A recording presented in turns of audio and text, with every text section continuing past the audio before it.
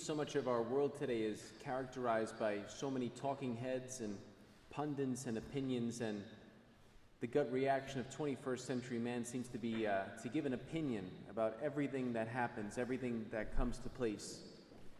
When something happens, we feel the gut reaction to kind of react and to say our own 2 cents. And I think about how greatly that spirit of our age is contrasted with the silence of Jesus throughout his passion. You know, Jesus' words throughout his passion are very well chosen. They're very deliberate. And I believe Jesus' silence throughout his passion really speaks to the confidence he has in a presence in whom his life rests, a presence that directs his life, a presence that encapsulates every aspect of his life, that not one bit of his life falls outside of this presence. You know, the Father's plan, that providence through which all of his passion takes place. You know, Jesus' silence speaks to that confidence. We don't see in Jesus' silence a weakness or a kind of people-pleasing attitude. We see in Jesus' silence this courage and fortitude, this strength.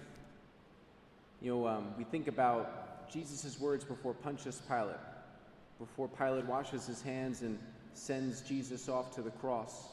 Out of this moment of cowardice, instead of doing the right thing, he sells Jesus out because it's most pragmatic. Jesus, when asked by Pilate, "What would you have me do?" You know, Jesus responds in words filled with fortitude, "You have no power over me except that which is given you from above." You know, talk about speaking power, speaking truth to power. You have no power over me except that which is given you from above.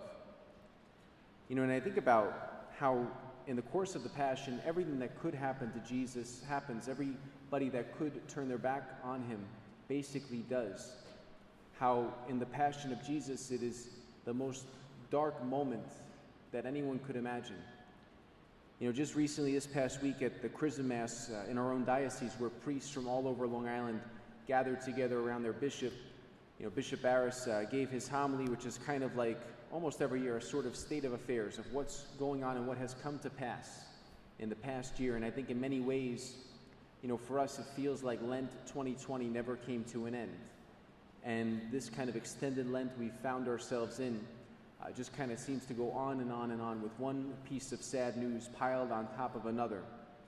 You know, I think about personally all the people as a priest I've anointed and buried, you know, due to the pandemic, and people who have been really taking the spiritual, psychological, and emotional after effects of everything that's come to pass in this past year, whether it's the virus or the general upheaval and unrest in our world and in our country.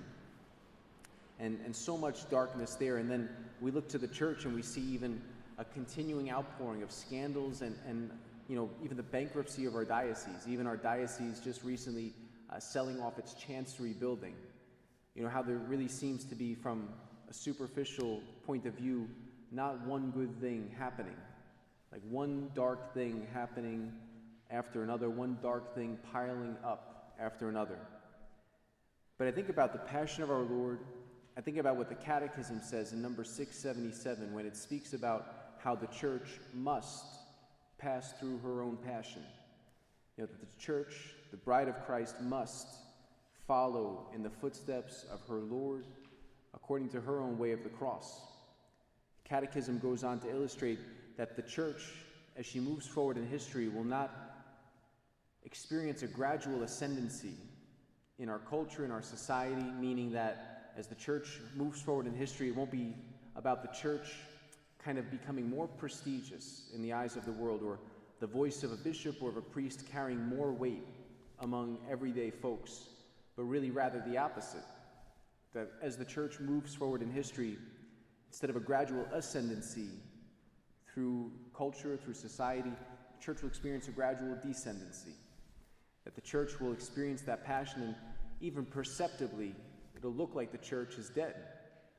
You know, that the church will experience this passion, and that God will ultimately triumph in and through the church, not through any human work that you or I could do, but really through his intervention and his acting. That is how the church will triumph. Just like when we see the passion of our Lord, there's no human explanation for why we are recounting the story that we have just recounted. There's no human explanation why this man from Nazareth, this obscure town, is celebrated and remembered today. Only the power of God at work within Jesus of Nazareth makes him relevant to us. Only the power of that confidence that Jesus' silence speaks to throughout his passion gives us the strength to move forward in time and in history, that as so many things seem to go wrong, when so many things seem to fail, and we feel more and more desolate and abandoned, and we have the strength that comes from our Lord's passion, the strength that comes from the confidence that he has, that he rests in a presence that is far greater than anything the world can throw at him. That while we're in this world, we will experience trouble. But as our Lord tells us, we're to fear not, for he has overcome the world.